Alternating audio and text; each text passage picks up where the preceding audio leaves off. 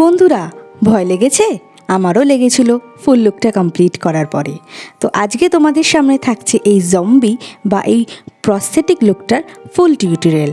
তো লেট না করে চটপট শুরু করা যাক।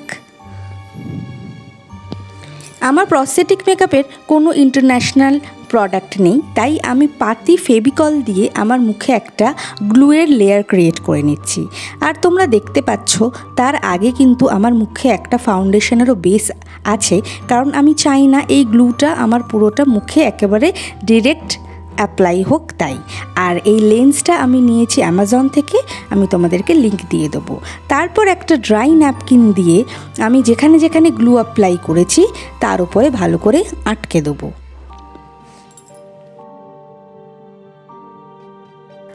এই সময় একটু সাবধানতা অবলম্বন করতে হবে। আর যাদের সেন্সিটিভ স্কিন তারা এই টাইপের মেকআপ কিন্তু একটু অ্যাভয়েডই করুক, কারণ গ্লু স্কিনে বেশ একটু সমস্যা ক্রিয়েট করতে পারে।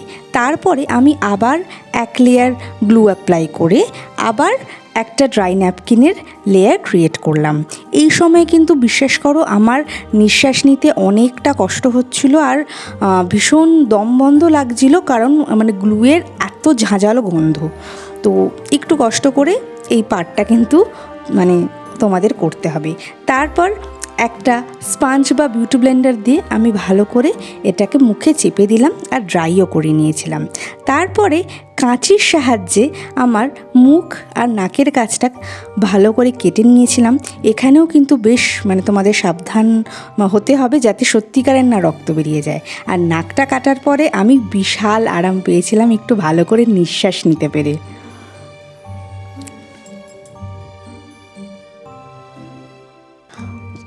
তোমরা এমন করে এটা কাট করবে মানে কেউ দেখলে যাতে বুঝতে পারে যে তোমার এখানে রিয়েল স্কিনটাই এইভাবে মানে ফেটে গেছে বা ছিঁড়ে গেছে, মানে যাতে অ্যাকিউরেট তোমার জম্বি লুকটা আসে।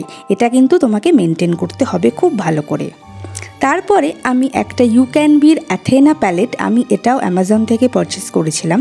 একটা মানে এমনি মানে ড্রয়িংয়ের ব্রাশ দিয়ে আমি আমার লিপসের চারপাশে এই যে ব্ল্যাক কালারটা করে নিচ্ছি, আর তার ওপর আমি অ্যাপ্লাই করব ডার্ক রেড, মানে দেখে যাতে মনে হয় যে রক্তটা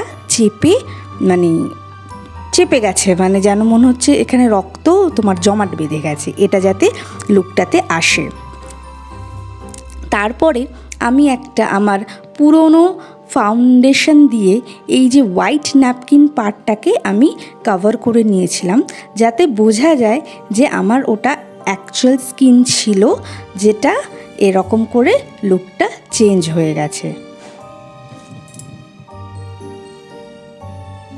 এখানে তোমাদের একটু ফাউন্ডেশন নষ্ট হবে, তাই যে শেডটা তোমরা একদম ইউজ করো না ওই ধরনের শেডই এখানে অ্যাপ্লাই করো। আমি একটা বিউটি ব্লেন্ডারের সাথে এখানে ভালোভাবে আমি আমার হোয়াইট ন্যাপকিন পার্টগুলোতে অ্যাপ্লাই করে নিয়েছি। তারপর আমি আবার আমার ওই অ্যাথেনা প্যালেট থেকেই একটু ব্রাউন, রেড আর ব্ল্যাক মিশিয়ে নিয়ে একটু ডিটেলিংগুলো কমপ্লিট করে নিয়েছিলাম, যাতে বোঝা যায় যে অ্যাকচুয়াল আমার ওখানে রক্তটা বেরিয়েছে। তারপর আমি একটা ফেক ব্লাডও বানিয়েছিলাম, যার মধ্যে ছিল হচ্ছে হানি আর রেড ফুড কালার। তো তোমাদের কাছে রেড ফুড কালার না থাকলে তোমরা আলতাও ইউজ করতে পারো, বাট এটা যদি মানে মুখে চলে যায় তখন একটু প্রবলেম হবে। তারপর আমি একটা ব্রাশ নিয়ে একটা স্প্রের এফেক্ট দেওয়ার চেষ্টা করেছি। তারপরে আমি ভাবছিলাম কি করা যায়। তো তোমরা জানো যে আমি মানে মেকআপ আর্টিস্টের সঙ্গে সঙ্গে নেল আর্টিস্টও, তাই আমার ফেক নেলসগুলো আমি সেম ওই গ্লু দিয়ে আটকে নেওয়ার চেষ্টা করছিলাম আমার দাঁত হিসাবে, কিন্তু অন ক্যামেরা এটা অ্যাপ্লাই করতে বেশ প্রবলেম হচ্ছিল, তাই এটা আমি অফ ক্যামেরায় ঠিকঠাক করে লাগিয়ে নিয়েছিলাম। আমার দাঁত লাগানো কমপ্লিট, বাট এখনও কিন্তু ব্লাড দিয়ে আর ওই প্যালেটটা দিয়ে ডিটেলিংটা বাকি আছে। তো এটা আমার ফাইনাল লুক আসতে চলেছে।